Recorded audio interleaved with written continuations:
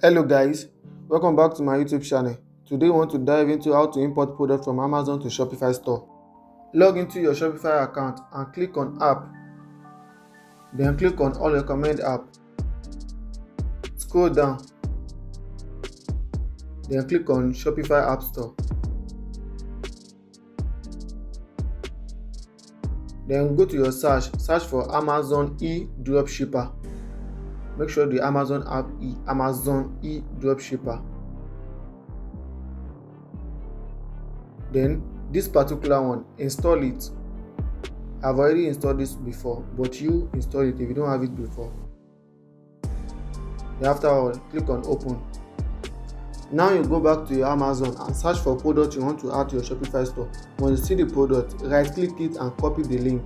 Once you copy the link, you go back to your Amazon dropshipper that you installed.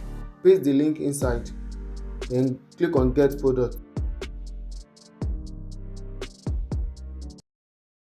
Once you are done, scroll down and click on add to my store. It will load for a second. Once this is done, go back to your Shopify store to check. Go to Shopify, then click on product. This is the product we add, so you can add as many as possible. You can click on it to check all the details.